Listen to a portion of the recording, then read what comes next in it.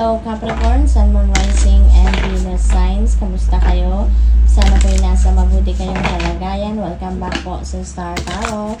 Kung bago kayo rito, welcome din kayo. Thank you sa inyong support. I truly appreciate it. God bless you all. Capricorn, paunang mensahe po ninyo, conscious steps. Ayan, so you're looking forward, which is really good. Kasi papausad kayo, paprogress kayo, pag-asenso, no, yung focus ninyo, so which is really good. And you are also going to take action towards whatever it is, no, na alam ninyong makakatulong sa inyong pag-grow, pag-thrive, yung ganon. But, maganda rin dito because you are taking that conscious steps. Bawat step na gagawin ninyo patungo sa inyong pag-asenso, patungo sa pag-move forward ninyo is kumbaga pinaplanuhan, pinag-isipan, 'di ba? Yung ano to, yung carefully, no? Carefully pinag-isipan ninyo ito. Being cautious din kayo. Relaxation, ayan. So, maybe kailangan ninyo ito sa ngayon, Capricorn.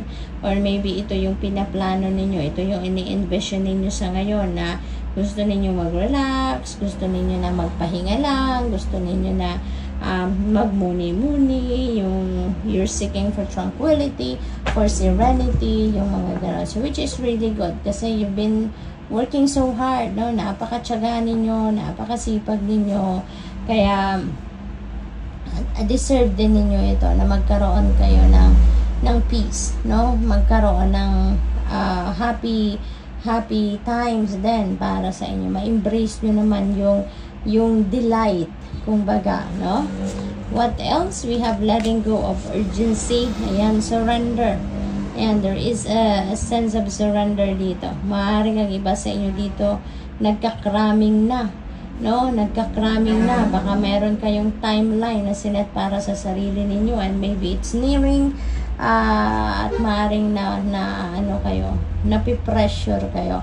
Possible din na meron kayong deadline, no? May deadline na sinet kayo sa sarili ninyo at ito, yung parang kailangan na ninyo magbadali at maaaring kumbaga, time is ticking para sa iyo, no? Nalalapit na siguro ang deadline na ito, kaya parang naaaligaga na ang iba sa inyo rito. What else? We have divine presence. Napakaganda, napakaswerte ninyo, Capricorn. Kasi yung divine presence nito, parang this is the divine universe. This is God, no? Na nagpaparamdam sa iyo, na nagre-remind sa inyo, I am the force of love and creation. Diba? Makikipagtulungan ka sa akin para manifest mo sa buhay ninyo kung ano yung gusto mong ma-manifest, diba? Yung parang this is a reminder for you na you are going to co-create with Him, diba? Or you are co-creating with Him kung ano man ang mga nagta-transpire sa buhay ninyo. Soulful appreciation, heartfelt gratitude. Ito yung wag na wag ninyong kakalimutan. Regardless, Capricorn, kung anong klase, ano kadami, kakonte, yung biyaya na natatanggap ninyo. Regardless kung ano man ang klaseng biyaya, gaano man ito ka-grand, gaano man ito ka-simple, magpapasalamat pa rin tayo, no? Kailangan natin laging nagpapasalamat dahil yung mga biyayang yan, ano, mas dadami pa yan kapag lagi tayong nagpapasalamat. Kapag ina-acknowledge natin yung biyayang binigay sa atin, ano, lagi tayong bibigyan pa ng mas marami pa kaysa sa kung ano ang binigay na sa inyo. Parang susi, no? Yung gratitude, parang susi yan doon sa pinto ng mas marami pang abundance and prosperity. While you have a pulse, make every beat of your heart count. Ayan. So, habang may buhay, may pag-asa. Habang may buhay, mag-take action tayo. Habang may pagkakataon na binibigay sa atin, gawin na natin yon. Let's take advantage of every minute, of every second na meron tayo para meron tayong magawang mabuti. Okay? We have be patient, all is well. Okay? Huwag kayong magpipilit, no? Wag i-insist. Kumbaga, kung ano man yung mga gusto ninyong mangyari, mas laging magandang nagsusurrender lang tayo, no, sa divine universe.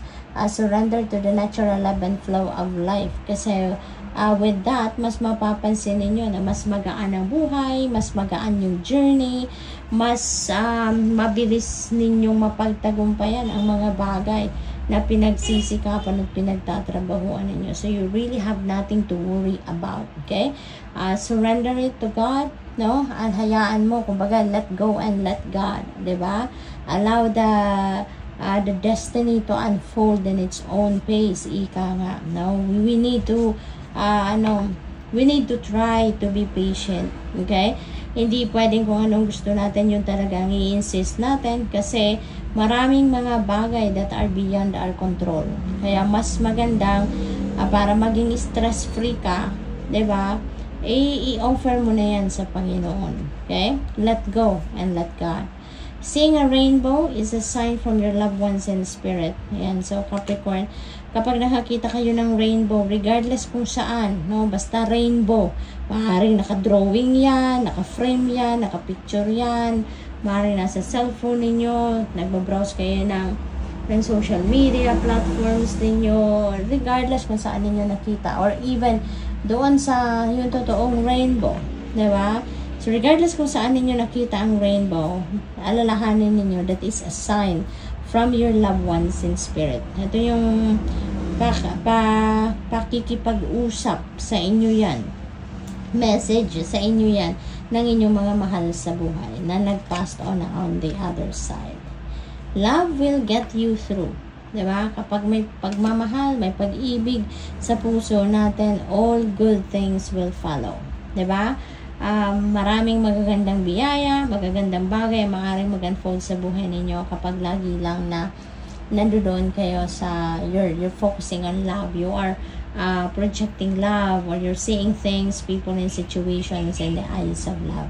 Lahat, no, kahit mga mahirap na sitwasyon, kapag pinairal ninyo ang pag-ibig at pagmamahal, you know, you'll be able to surpass whatever it is. So good luck. Thank you for watching Love and Light. Namaste.